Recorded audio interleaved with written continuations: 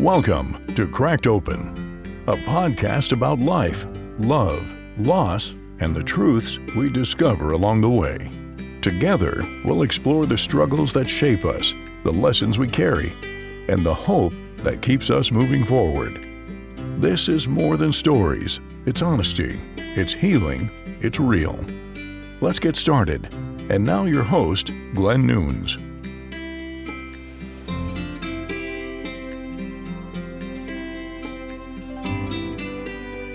Hi, welcome back to Cracked Open, and thank you to everyone who's tuning in today, and to those who've subscribed, liked, shared, and supported this platform.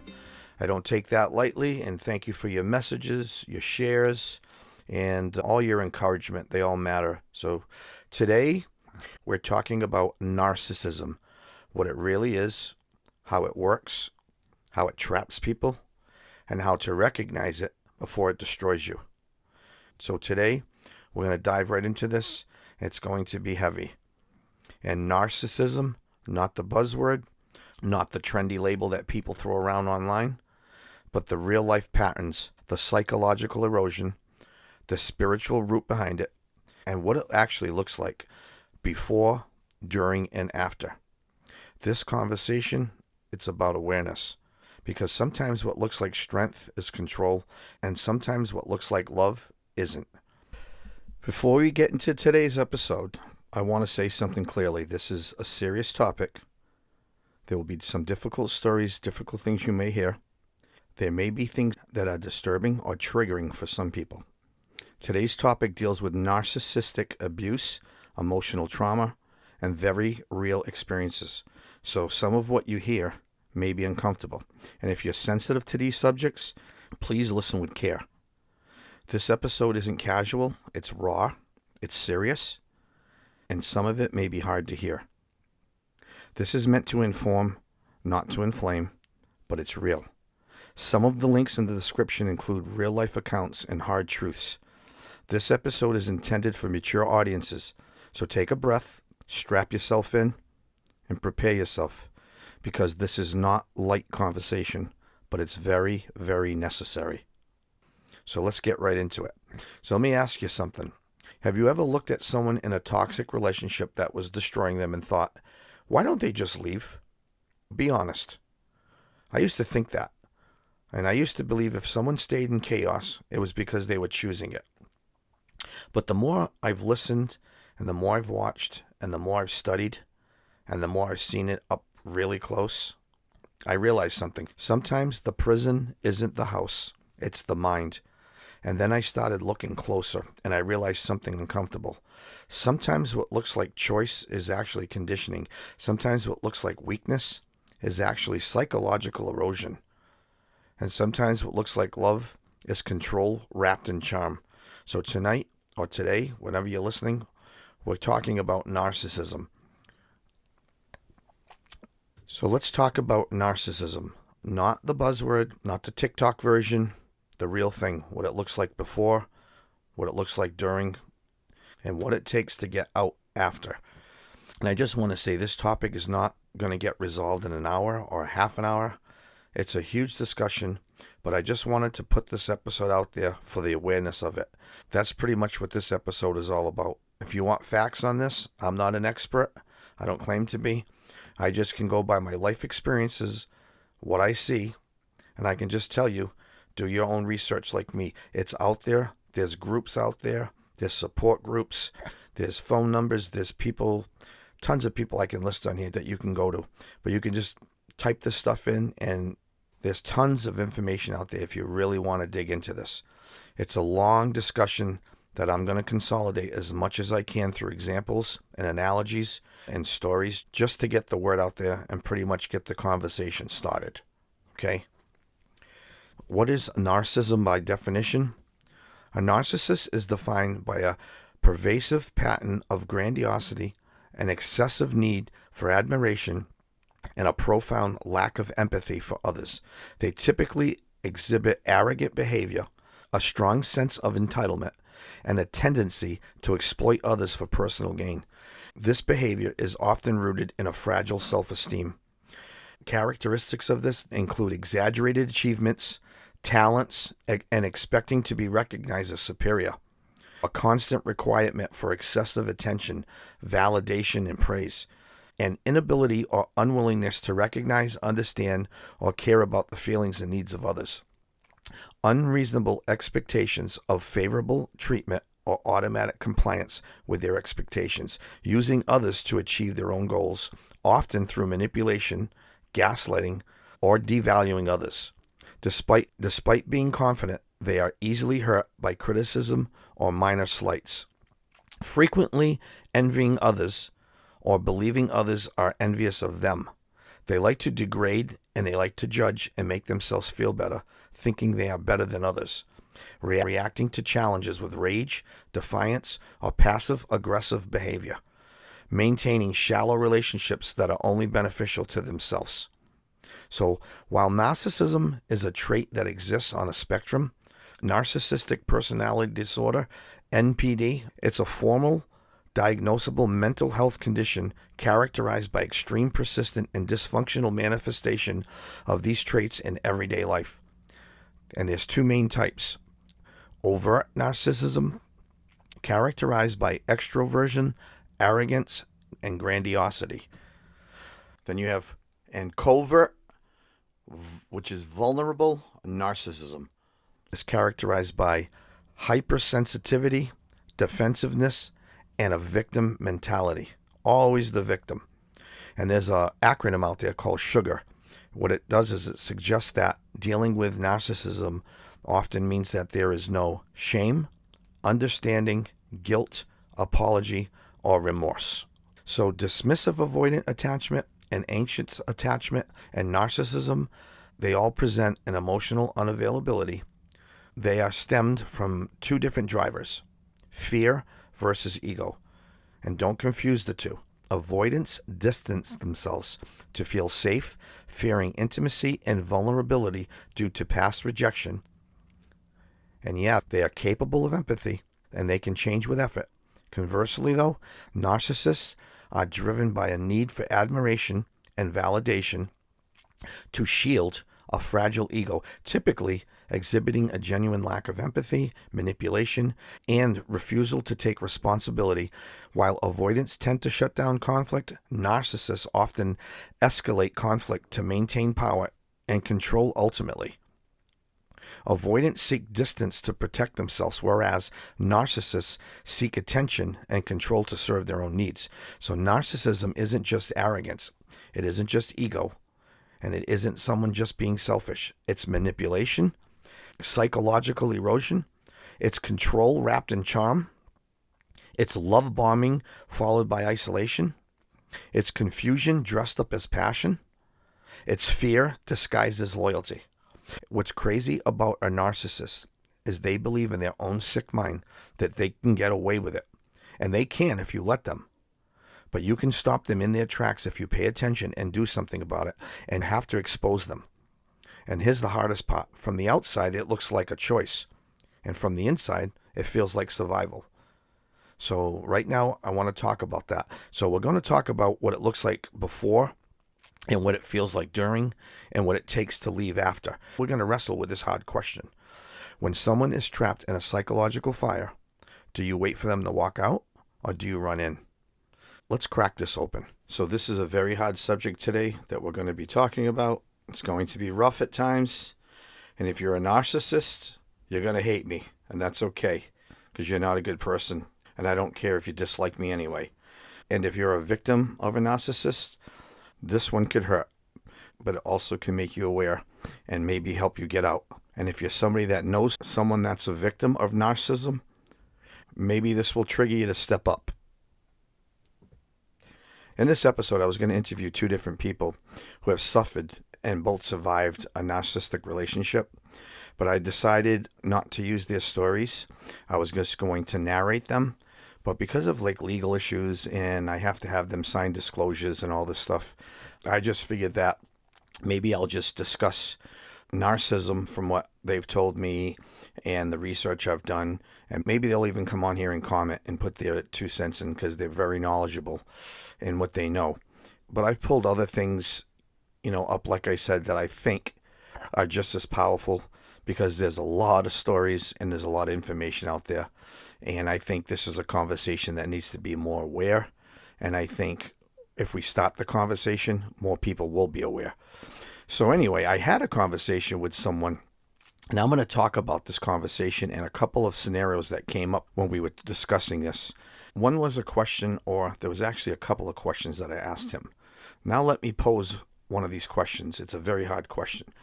When someone you care about is in a psychologically abusive situation, do you charge in or do you move strategically?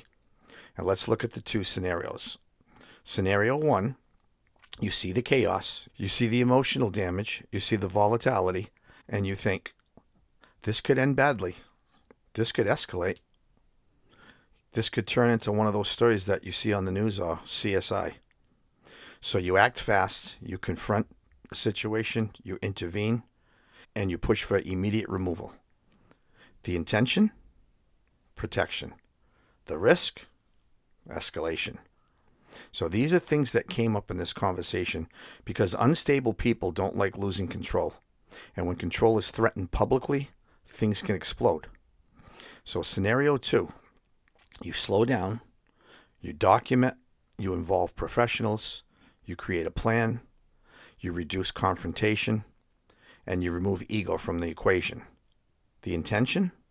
Protection. The risk? It feels slow. It feels passive. It feels like we're not doing enough. So which one is right? Sometimes the hardest thing to do is just step back from being the rescuer or trying to get involved. And afterwards, I'm going to talk about a video that I'm going to put a link to in the description. I want you to listen to a comment that was made by this one girl's sister in the video, and then be the judge about maybe stepping in after you hear her comment. You don't help somebody by escalating their chaos, and you don't help somebody by abandoning them either. So after listening to the whole podcast, you can make the judgment. And what compelled me to do this episode was I had a long argument and a long conversation with somebody about this topic. And I'm not going to say this person was trained or what field they were in, because sometimes the worldly intelligence, even with training, it goes against common sense. You have to be very careful when you're discussing this topic. You could say the wrong thing.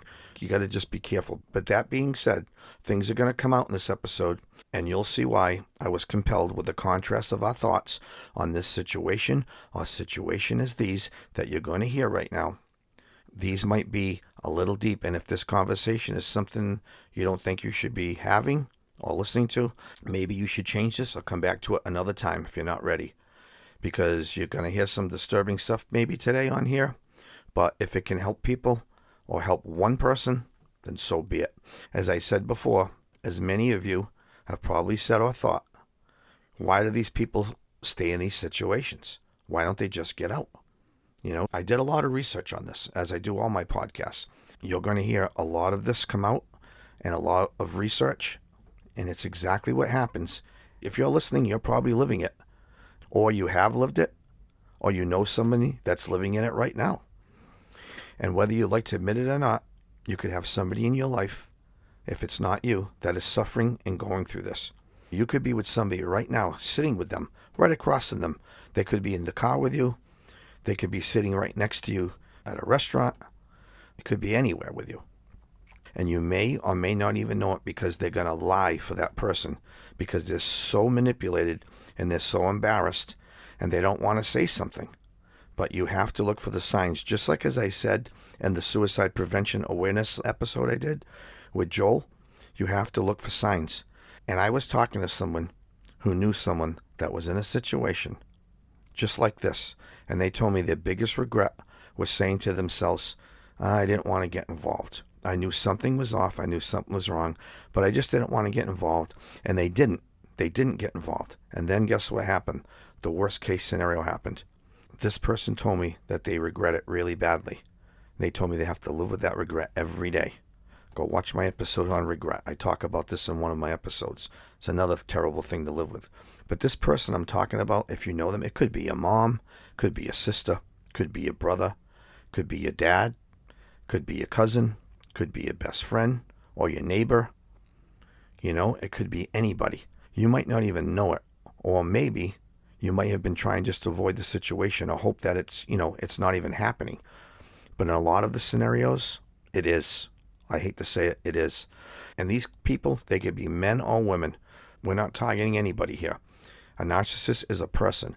And I also want to reiterate here, this is not about silly breakups and all these things that people put their dirty laundry out there on social media because their boyfriend yelled at them or their girlfriend did something or flirted with somebody or did something and they broke up. This is not about breakups. This is about behavior and patterns of sick people that are animals under their masks. And that's what we're talking about here. That's what narcissism is. And I don't want people to just think that this is just somebody going through a breakup, like someone just telling their friend, oh, you don't know him, he's this or that. I'm talking about patterns that take other people's minds and they manipulate them. And before all the patterns are formed and their system is playing out, I'm talking in the beginning, because narcissistic relationships, they don't start dark. They start electric, they start intense. Maybe they started with a tension that you haven't felt in a while or even before.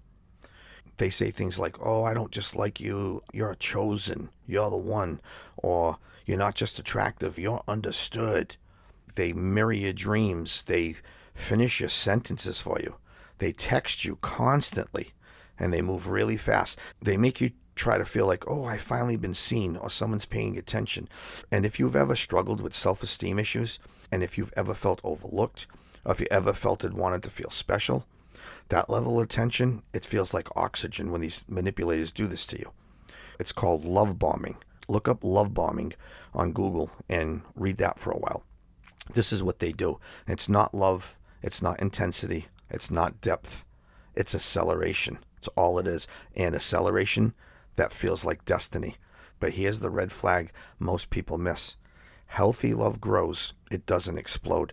And when romance fast tracks intimacy, pushes commitment quickly, or isolates you subtly from others, and makes you feel like the world is you and them against everyone, that's not romance. That's conditioning. And in the beginning, you don't even see it because it feels too good to question. And once their system is in place during it, you're going to deal with isolation, shame, confusion, self-doubt, always walking on eggshells.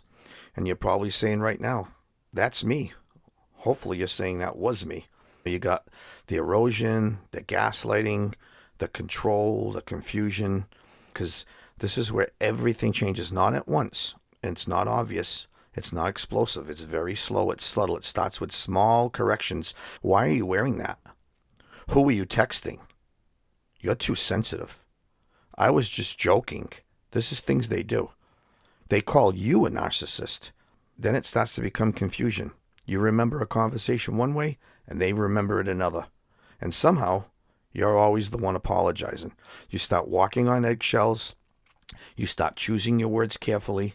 You start replaying arguments in your head, wondering if maybe you are really the problem. That is gaslighting. It's psychological erosion. It doesn't punch you in the face. It makes you question your memory, your perception, even your sanity. And here's the hardest part. There's still good moments. Still affection. There's still apologies. There's still promises. And that's what keeps you hooked. The intermittent reinforcement. Pain, relief, pain, relief. Your nervous system, it gets addicted to the relief. You're not staying because you're stupid. You're staying because your brain is trying to get back to the version of them you met in the beginning. And the more you try, the more you shrink. Friends notice, family asks questions, and what do? You defend them, and you lie, because now you're invested, and you're embarrassed, and whatever. Now you're attached. You feel guilty, but you're really not. You're not attached, and you shouldn't feel guilty, but this is what they do to you. And hope, in the middle of manipulation, it can feel like loyalty. But loyalty without boundaries, it turns into captivity. And somewhere in the middle of this all, you don't even recognize yourself anymore. It's really sad. And then after all this happens, you go through withdrawal, the hoovering, the trauma bond, fear of retaliation. Let's start and talk about what happens after. The leaving, the trauma bond, the shame, the recovery. Let's talk about that, because leaving isn't the end. It's the beginning of withdrawal. And that's the part nobody prepares you for. When you finally step back, or they finally leave, you don't feel free right away. You feel empty, you feel anxious, you question everything. You could even miss these sick people. And that's the part people don't even understand. They say, you get out. Why are you sad? Because trauma bonds, they don't break clean. They break in waves. And your brain still craves the relief cycle. Pain, relief, pain, relief. Now there's silence. And silence can feel unbearable. And this torture, this is why people go back, and it takes them a while before they actually finally leave. One of the people I'll be talking about on here later, she went through this for many years. But here's the shift. After is also where clarity comes. You start seeing the patterns. You start remembering the red flags. You start noticing how small you had become. And slowly, you get your identity back. You get your confidence, your voice, your boundaries, and you realize something powerful. You weren't crazy. You weren't too sensitive. You weren't impossible to love. You were manipulated. That's all you were. And awareness changes everything. And it isn't about revenge. It's about rebuilding. It's about learning what healthy feels like again. It's about recognizing that love doesn't require shrinking. And if you've lived this and you made it this far, there's good news. The good news is that it will be your past and you will heal from this. And so this is actually the best part of the whole crazy situation. And here I'd like to say, I'm not saying that people don't make choices and shouldn't be held accountable for their choices. But if people make bad choices, we shouldn't be the ones to judge them. And it doesn't mean that we just sit back and say, well, they made that choice, let them suffer. That's not love. People have the right to fix bad situations, but they may not have the courage to ask people to help them do it. And that's when we should step in. And I don't want to say this to excuse bad choices. I say this to explain why leaving isn't as simple as just packing a bag. I did a lot of research on this. And the reason I know is I know someone right now that's in a situation like this. And it moved me to do this research. So let's get into this deeper. Narcissism is pride unchecked. Manipulation is selfish ambition weaponized. And the answer isn't always revenge. The answer is truth, boundaries, courage, and wisdom. The Bible doesn't necessarily use the word narcissist, but it absolutely describes the heart behind it. 2 Timothy says that in the last days, people will be lovers of themselves, proud, abusive, and without love. James says, where there's selfish ambition, there's disorder in every vile practice. That's not a personality quirk. That's a heart issue. Jesus called it out when he talked about the whitewashed tombs. People who look righteous on the outside, but inside are full of self-indulgence and hypocrisy. And Proverbs says pride goes before destruction. James says God resists the proud. So this isn't modern psychology versus faith. This is ancient truth about the human condition. And something we don't talk about enough, what do we do with people like that? Scripture doesn't tell us to tolerate abuse. 2 Timothy says avoid such people. Proverbs says stop before the quarrel breaks out. Romans says don't avenge yourself. Leave justice to God. And that's very important because fighting evil by becoming evil doesn't win anything. And Romans says overcome evil with good. Not with rage, not with revenge, just with good. And the best thing you can do is just get out of it and move on. And in the book of Galatians, it says carry one another's burdens. James says faith without action is dead. So no, we're not called to be sideline spectators when someone is drowning, but we are called to be wise. Helping someone doesn't mean controlling them. Protecting someone doesn't mean escalating. And loving someone doesn't mean becoming their battlefield. It means standing steady. It means offering support, speaking truth in love, bringing light into dark places without becoming darkness yourself. And the most powerful part of this episode is not to call out these narcissists. It's showing how to recognize them, how to avoid becoming one, and how to respond wisely. That's what this is about, awareness. And before we get into these real stories, let's ground this into something deeper. As I said, the Bible doesn't use the word narcissism, but it absolutely describes the heart behind it. So that's theology. But theology hits different when it has a face. So the reason I decided to do this episode, it's come up a couple of times and people have approached me asking me to be on my podcast about this and they want to discuss it. I talked about a couple of different women who I know have been through this and survived it, but at the time I had said, nah, I didn't want to make this podcast negative, so I was trying to do uplifting things or positive things to help people. And some of the stuff was Debbie Downer stuff, but it was positive to help people. The more I thought about it, this topic kept coming up, and then I'm watching someone live it, and I'm like, this might be a great topic to speak about. So that being said, I started doing a ton of research, and I had so much more I could add to this. I could probably do a 5-part series on this. That's how important and how serious this is. But I'm going to try to break it down. This might be a long podcast today. I'm not sure how long I'm going to go. But this is one thing that I found. It was a post that I saw, which actually triggered me to say I'm going to sit down and just do this. This was not planned. I just decided to do this yesterday, and I took some notes, and I'm sitting down today. So this was the post. It said this: a narcissist doesn't just break your heart. They break your spirit, and that's why the healing feels like it drags on forever. Because it's not just about recovering from a failed relationship. It's about putting the pieces of yourself back together after someone slowly, methodically, and selfishly chipped away at your self-worth, your confidence, and your trust in your own reality. They don't walk in and shatter everything at once. No. They take their time. First, they love bomb you. They make you feel like you're the center of the universe. You fall for the illusion, thinking you finally found someone who sees you, who appreciates you, who understands you. And just when you start to feel safe, they flip the script. Suddenly, you're walking on eggshells. You're questioning everything. You're questioning yourself more than you question them. And you're constantly apologizing, even when you don't know what you did wrong. They withhold affection when you need it the most. They make passive comments that sound like jokes but feel like poison. You start feeling like you're too sensitive, too emotional, too much. What you don't realize at the time is that this is psychological warfare. The goal isn't just to win arguments. The goal is to control you, to make you dependent on their approval, that you start believing that you're nothing without it. And when they sense you pulling away, they throw you just enough affection to make you stay, just enough hope to keep you stuck.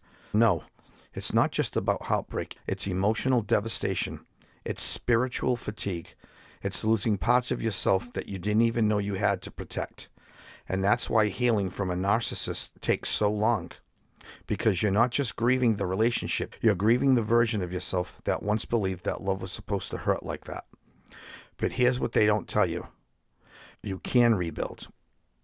It'll be slow. Some days you'll still crave the chaos because it's what you got used to calling love. Fake love, I call it. But with time and distance and truth, you begin to rise. You learn to trust yourself again. You recognize manipulation for what it is. And most importantly, you learn that real love doesn't require losing yourself. So give yourself grace, be patient with your process, and never ever blame yourself for how deeply you love someone who only knew how to take. Because what a narcissist breaks, they cannot rebuild, but you can. And when you do, you'll glow from the inside out. So that was this quote I read, and it was pretty profound. And it's funny, as I was reading it, I was thinking about the part when they talked about the jokes. I know a narcissist that actually did this. He was in a conversation with somebody and looked at them and said, "You're ugly." It was just rotten, just a rotten thing to say. And rotten people, you can't change them. And these narcissists, this is in their hearts. So anyway, I wanted to share that quote that I found with you. I thought it was a very good piece to add to this podcast. You may ask yourself, if this is you, how does someone so strong end up feeling this powerless? And this isn't weakness. This is manipulation. And if this is you, there are exits. You're not crazy and you're not stuck. I'm going to talk about a conversation I just had with someone the other day. I wasn't going to waste a lot of time on this, but I think it might be important. The episode might go a little longer because I'm going to fit this in. But this conversation I had, it pretty much got heated, and this is how it went. I was explaining to somebody that I know somebody that's in a really bad situation, and I was telling them of ways I could help them, or maybe ways they could help themselves to get out of the situation. They got really defensive, and they said, no, don't do anything. Just tell them to do it legally, and all this crazy stuff. They had all these bullet points, like a script. They were saying, like, they can do this, and they can do that, and I understand all that. But this is going to lead to the point of why I brought this up. It's a question that I'm going to ask later. So he said, if they had a plan in place legally, would you be okay with it? And would you be able to handle that if they had a plan in place? I said, I would be perfectly okay with that. But if that's not the case, then us as human beings, if you love somebody, you have to step up. That's what love is, and that's what human beings do. When you love someone, you make sacrifices, and you do whatever it takes for someone that you love, no matter what. And then I pulled out my phone and said, Jesus said in John 15:13, greater love has no more than this, than to lay down one's life for one's friend, spoken during the Last Supper. This verse defines the highest form of that. His own impending crucifixion as the ultimate example of selflessness, service, and devotion to others. It signifies putting others' needs above your own, sacrificing personal desires, and, if necessary, dying for them. Jesus reads our hearts, and he reads our minds. He knows if we're just talking or if we really mean it. And that being said, I said, whatever it takes, I'm going to pray and let God lead me. If he wants me to sit back, I'll wait. If he wants me to help somebody maybe financially, I'll do that. If he wants me to help them legally, I'll do that. And if he wants me to help in a different way, I'm going to do that as well. Whatever the plan is. But I'm not going to sit back and watch from the sidelines and do nothing. If you know for a fact that there's a problem and you just sit back and you don't do anything, that's what cowards do. And that's what people who don't really love you do. And that's all I'm saying. And then I said to him, if your kid or any kid was in a house and the house was on fire, would you just sit there and say, okay, we're going to wait for the water to put out the flames and then I'll go get my kid? No. If you have a chance to run in there, even though it's not the wisest thing, you're going to run in there and you're going to grab that kid and you're going to do it. And I'm sorry, like I said, it might not be the smartest thing at that point, but you would do it. You would make the sacrifice because you love that kid and it's principle. And that's the price you pay for people that you love. After I said that, he said, well, to me, what you're describing, willing to sacrifice to protect and step into a fire for someone that you love, that's not wrong. That's devotion. It's instinct. And that's how you're wired. I can tell. But here's something very important underneath that you're missing in your analogy. If a child's burning in a house, you run in because the child can't choose or the child cannot leave on its own. That child has no agency. The person that you're talking about is not a child in the burning building. They're an adult in a difficult, possible, abusive situation who has agency. Even if they're overwhelmed, that difference matters. Love is sacrifice, but healthy love is not overriding someone's autonomy to rescue them. And then he said, and about Jesus, yes, greater love has no one than this, to lay down one's life for his friends. But laying down your life doesn't mean taking control of battles. It means being willing to suffer with them and not override them. Even Christ didn't drag people out of situations. If they weren't ready to leave, he invited, supported, and waited and let people choose. And I didn't push the issue with Jesus because he's obviously wasn't getting it. I said, listen, this person, okay, that I'm talking about, maybe this person wants me to step in, but they don't have the courage to ask me that. And I'm not going to do that right now. But about the analogy about the kid in the burning building and about this person, let me tell you something. This person has low self-esteem. They have mental issues right now. They're actually seeing a therapist and other things are going on. They're so stressed about the situation that they can't even function throughout the day. Work has been hard for them. Everything's a struggle because of all this mental abuse this narcissist is putting them through.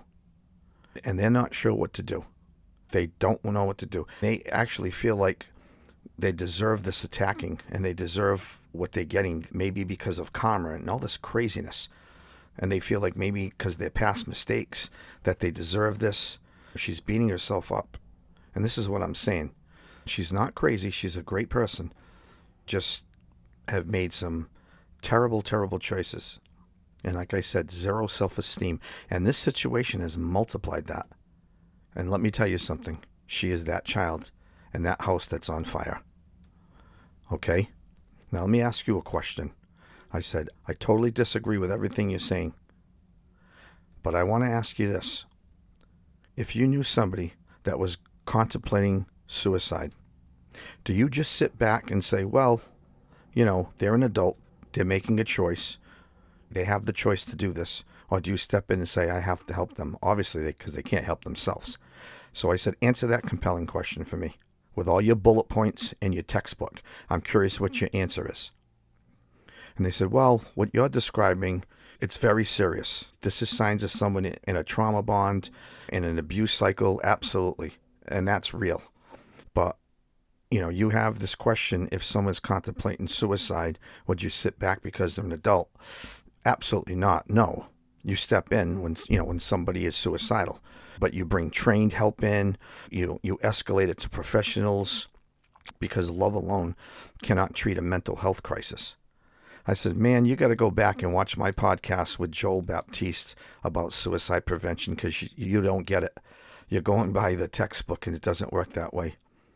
And then after all that, he said, well, from what you're saying, that person is just someone in a trauma bond that's in an abuse cycle, and that's not suicide. I said, oh my God, my head's going to explode right here. And then he went back to, again, he asked me the same question, would you, if there was a plan in place, blah, blah, blah, blah. I said, of course, I'd be relieved, I'd celebrate, absolutely. But I know this person doesn't have the strength or the courage to do it. She's that child in the fire. And you're not following me. Your statistic baloney, your textbook and your bullet points and everything that you're explaining, and all your psychological nonsense, it doesn't work in every situation. And then after that, he went into all this legal protection versus this versus that. And I'm like, oh my God, are you kidding me? I said, I want this person out of the situation. And whatever would work, whatever steps would work, as long as they're the right steps, I absolutely support it. I said, you know what the problem is? I think you think this is about me. And it has nothing to do with me. It's about them. And this is how stupid you're thinking right now. I know you have to protect yourself because of your job and your legal crap from your profession, but you're just covering your ass. I said, I'm going to ask you one more question and we're going to end this. Okay? I'm going to give you two scenarios, and your textbook cannot be this stupid to not answer it correctly. Okay? The first scenario is this person goes by what you're saying to do, your legal stuff and whatever, your bullet points, I call them. And then she attempts that, okay? And then she hesitates, and she's trying to figure it out. And then this lunatic ends up murdering her. She's dead. And then he eventually gets caught or kills himself or whatever the situation may be. I know it's a worst case scenario, but how about if this person does have the potential to do that? Okay, he could be one of these lunatics you see on CSI. I've done a lot of studying on this. My brain's a lot smarter than your textbook. I'm sorry. I live in reality and proof and actual physical stories of stuff that happens. This person is a manipulator, a womanizer, an abuser, verbal abuser, probably physically, bipolar. It's a salad of narcissistic, lunatic, beyond level behavior. These people that you see on CSI, you can go research this. There's tons of stories like this. You can go research this yourself, and you don't have to look far. So that being said, your scenario, okay, where you cross your I's and you dot your T's and everything by the book, or somebody steps in and gets her out of the situation, so option B isn't even an option. Okay, so which scenario is better? Yours, with your perfect bullet point statistics and your legal methods and all that stuff, or the second one? Which is the better answer? And then he asked me another stupid question. I won't even say because it's beyond stupid. All I said is you can say what you want, But I'm saying we'll go by the odds, and the odds could look a lot worse by your way. And it works in a fairy tale world, but you know what? It doesn't work like that in a real world. Real life doesn't happen that way. Not in all situations. So go ask all those families that you can research on these CSI shows, or just go on YouTube or Google it. Go ask those families. There's thousands of them out there. That's all I'm saying. You're just not following me. All I was trying to say was the height of the possibility of that happening is a lot higher than the possibility of a narcissist taking a handshake and leaving. It's not going to happen.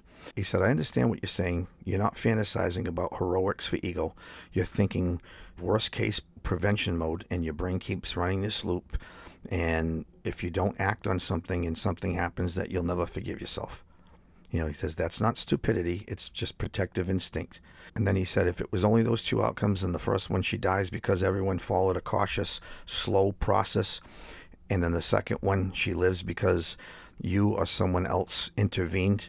That's not a complicated answer. He said, nobody would pick death over survival. But here's the problem with your scenario.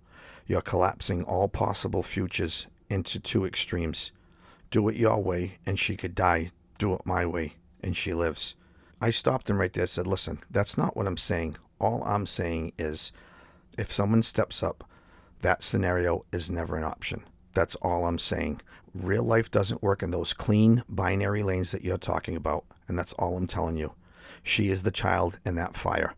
And you know what? And I've raised my kids this way, and I've always told them this. If you see somebody that can't help themselves, say you're in school and a bully's picking on somebody, never put yourself in a position to cause harm, but you stick up for that person. If somebody cannot help themselves, you stand up as a human being and you help them. And I gave them many scenarios, not just the bully one. And that's how I raised my kids. And that's what I believe. And after I told him that, he went into blah, blah, blah, blah. And that was pretty much the end of the conversation. Then he went into, you could make somebody more violent, and he just wasn't giving in. It was just ridiculous. And then, like I said, I was going to interview a couple of people and use different names, but I would have to have disclosure forms signed and all this stuff, legal stuff. So I just figured I would cut that out. Maybe they'll come on here and comment when they hear this. But the bottom line is I just wanted this conversation to be heard, because people judge and subconsciously judge people. And they say things like, these people made their choices. They put themselves in these situations. They deserve it. This is what people actually say. And they say things like they can get out of it if they want. I know people make bad choices, and they did choose these options. But a lot of times people are so stuck mentally, and they are responsible. But you know what? If you love these people, they get stuck mentally, and they get beaten down mentally by these narcissists. And sometimes they don't have the courage or the strength or the will to fight to get out of this stuff. And so I changed my theory on this, because I maybe thought that too in some situations. But instead of just saying they deserve it, and like everyone else, they can leave, I look at it this way. If I can turn this episode into awareness and make people more aware, maybe they'll hear this and maybe they'll step up. Maybe they'll get a little motivation. Maybe they'll reach out. Who knows? Maybe they know somebody in a situation, and it just blows my mind. And it shocks me how many family members and friends out there know people are in these positions and they do nothing. It really bothers me. They say things like, hey, I'm here for you. Call me anytime. They just send them a random text like saying, hey, how's things? How's everything? When they know everything's terrible, and they do nothing. They just stand on the sidelines. But I'm not standing on the sidelines. I'm just trying to make more people aware. I was just talking to someone the other day about a friend of theirs that is going through a similar situation. And she was like, well, she lies to me, and she's not telling me everything and what's going on. How can I help? I'm like, listen, they're afraid, and they will lie for these narcissistic lunatics. They lie. They actually act like their life is beautiful. They might be on social media with pictures and telling you how everything's great, but it's not. So you have to be the one to make the move and help them. But the bottom line is, hopefully this may trigger somebody, and somebody may step up, because it's worth it. Because when you do your research and you see this stuff, and I know people who've been dealing with this for decades, lost decades of their life in abusive situations. A lot of them have gotten out of it, but sometimes it could take years, and you don't want that to happen. But if you can help them, you should. And if you don't, then all I'm going to say is shame on you. I'm going to put a link to a clip that I found. It's by Dr. Phil. It's unbelievable, actually. It's called How to Handle a Narcissist. And I'm going to put this link in the description, but I'm also going to put the same link with other videos, small short clips in a separate playlist that you can just click on and watch a bunch of videos if you want to know more about narcissism, or if you're dealing with one, or if you're one. But I think it's a really interesting list. There was hundreds of them out there, but I handpicked a few. But I will put that link in the description. If you don't want to watch the whole playlist, but if this is you or someone that's involved in this, I would recommend watching these. They're all knowledgeable and helpful information, but Dr. Phil's is really to the point. And he also has several other videos, these short clips. It's called Phil's Room or something like that. He's got a ton on narcissism. But this one I found, it was unbelievable. It's perfectly said, and I was going to just read it, his quotes, but the way he words it, it's just perfect. And it just sums up everything I'm going to talk about today, so you have to watch it. It's definitely a must. It's just prophetic, and it's perfect, and you just have to watch it if you're dealing with this type of person. He pretty much says you're never going to change this type of person. And if you're sitting there saying, maybe things will get better, it's never going to happen. When you're dealing with this type of person, he makes some unbelievable points in this video. He talks about leveling, and you have to watch the video. I don't want to ruin it because I'm not going to word it properly. But what I'm telling you is you can't let this happen. And go back and watch my Make the Move podcast and the one that I called The Waiting. These are great podcasts, and they intertwine with this. And hopefully you're going to say, I'm done. I'm getting out of this nonsense. You have to do it. The longer it goes, the worse off it's going to be. So I need you to watch the Dr. Phil video and maybe go back and watch a couple of my podcasts that are linked to this.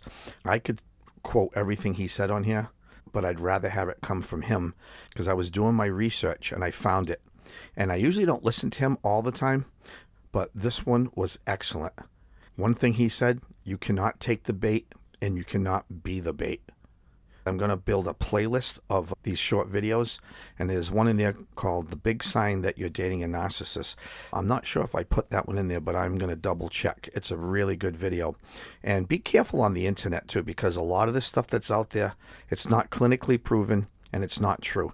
I've done a lot of research on this, and I really got into this one, and it opened up a can of worms on me. So I've found a lot of false stuff out there. I was just talking to a girl who was pretty much living with a narcissist for many, many years. She agrees with me 100%. A lot of this is not accurate. But let's get back on track here. These sickos, these narcissists, these sickos will try to isolate you.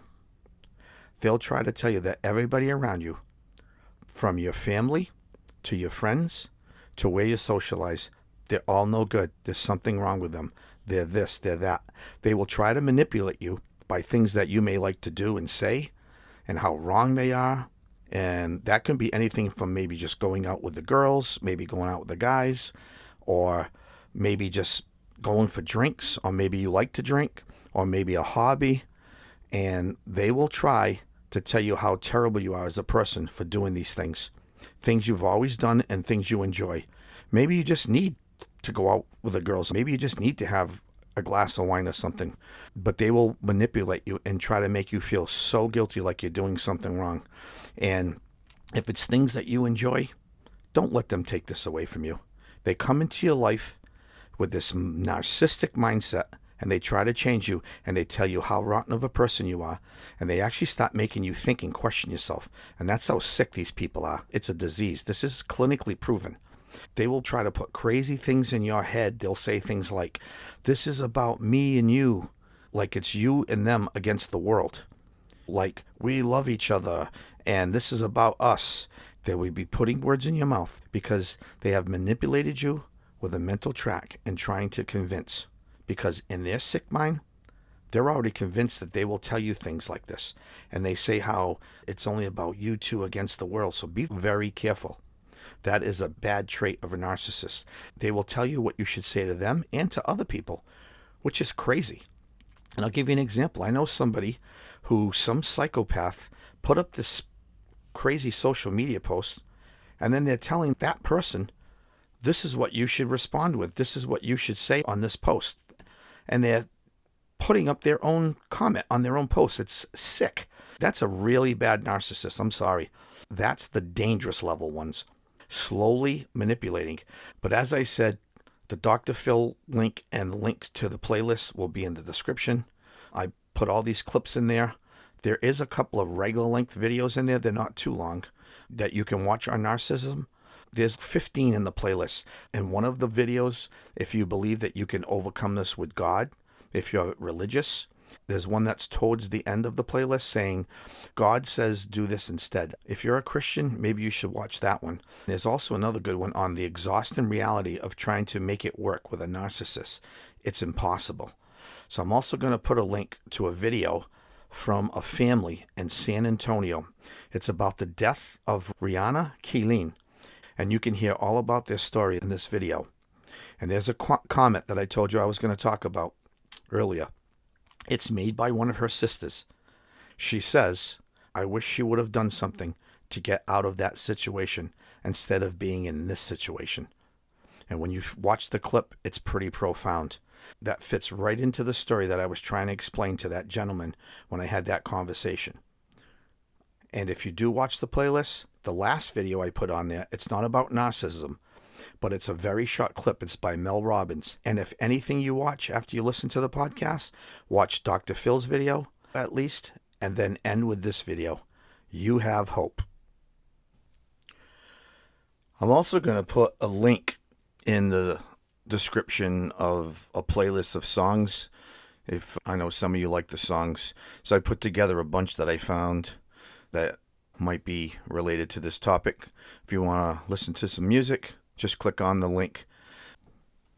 So this episode was about patterns. It was about awareness. It was about protecting people from destructive behavior, because narcissism doesn't show up wearing a warning label. It shows up charming, attentive, protective, passionate, and then slowly it chips away at your confidence, your clarity, and your identity until you don't even recognize yourself anymore. And I know these type of people, and I know somebody living in it right now. And I know people who've overcome this though. When you have somebody with a recipe of controlling, manipulative, abusive, judging, womanizing, bipolar evil ways, equaling to a narcissist weighing you down, you should pray about it, and maybe you or someone else steps up to end it. It's not easy to conquer, but it's definitely possible. Do not let them win. From the outside, people say, just leave. And from the inside, it feels like if I leave, I lose everything. If I stay, I lose myself. And that's the trap. And here's what I've learned. Rescuing someone isn't about charging in with a sword, and leaving isn't always about weakness. Sometimes the strongest thing a person can do is admit they're confused, admit they're afraid, but you have to admit that you need help. And sometimes the strongest thing someone who loves them can do is stand steady, not explosive, but supportive and not controlling, protective and not prideful. And if you're listening tonight or today, you're not crazy, you're not weak, you're not stupid. You may just be worn down, and worn down is fixable, 100% fixable. Silence is what keeps these patterns alive, but awareness is what breaks them. Okay? So, if this is you, pray with me. Okay? God, for anyone listening who feels trapped, give them clarity. For anyone who feels ashamed, give them mercy. For anyone who feels afraid, give them courage. And for anyone who loves someone in chaos, give them wisdom, not ego. Break manipulation, break confusion, break fear, restore identity, restore peace, restore strength. Help them get out. Help them leave the situation. And if someone needs to take a step, Let that step be guided, not reckless, not driven by rage, but driven by truth. For any of us who know someone that's living in this torment and needs someone, help us to step up and do the right thing and love our neighbor as ourselves and take the first step. And sometimes that first step is just a phone call or a visit or a hard conversation. But please don't let us be afraid to do that, and give us the courage to step up as well and put ourselves in their shoes, because the courage to step up cannot compare to the courage that they have to endure in getting help dealing with this situation. And we ask all these things in your precious, mighty, holy name, Jesus Christ, our Lord and Savior. Amen. So, I know this was a difficult subject, and I know it's not a fun episode, but it's very meaningful, and it's important, and it needs to be revealed and talked about. And if this episode stirred something in you, please don't ignore it. Have the conversation, make the call, seek the help, document the truth. Take one step, and not because you're angry, but because you deserve peace. And as I said, if you know someone that may be in this situation, they're probably not going to tell you. They're probably embarrassed, they're scared, and they're manipulated. But you know that the red flags and the signs are there. And you know this. It may be someone in your family or even a close friend. Maybe you should step up and push that door open and say, listen, I am here for you. We need to fix this together. I know you can't do this alone. I know what this disease of narcissism does to people, and I'm here for you. And because these people that are in these situations, as we talked about, they don't think there's a way out. They are beat down so bad where their self-esteem is so shot that they stop believing they deserve it. Or karma has attacked them, or all these scenarios. So it's our jobs as human beings, and it's also our jobs to protect and serve and be there for the people that we love. Or are we just being hypocrites and maybe selfish? So step up and do your part. Someone needs you. So one more thing I want to add. I know this was a little rough today, and I said things that could have been a little harsh, and I'm not judging anybody, but I love analogies, and that's why I love reading the Bible, and I reference the Bible a lot. And maybe you've been thinking about reading the Bible and you get confused or you think it's overwhelming. But I would tell you to start with the New Testament and read Matthew, Mark, Luke, and John. Very easy to read. Maybe you can read the parables and all the analogies that Jesus spoke, and it'll help you. And who knows, maybe you listen to this podcast and it just leads you to the Bible to go do that. Who knows? God does work in mysterious ways. So that being said, I'm going to leave you with my own analogy. If you are afraid of the dark, okay, you're petrified of the dark, and you're in a room and you're arm's length away from the light switch, but you're in the room and then somebody slams the door and all of a sudden you're in complete darkness. You can't see anything. Are you going to reach forward and put the light switch on? Or are you just going to sit there in the dark and be petrified? Think about that. Okay? If you have the ability to reach over and put that light switch on because you're petrified of the dark, are you going to hit the switch or are you going to stay in the dark? I want you to think about that. So lean over and put the damn lights on. Okay? So hopefully that helps. And thank you for tuning in to Cracked Open. It was a very moving episode. Just remember that your integrity is your legacy. Treat your neighbor as yourself, and karma has no favorites. I want to thank everyone that has tuned in, and I want to thank everybody who has subscribed to my podcast. And if you haven't, please hit the subscribe button, and please share this with somebody who may need to hear this. Just send it to them and say, listen to this podcast. Maybe there's something in there that will trigger them to help them get out, or for any other reason. Please share and comment. The comments help. Everything helps.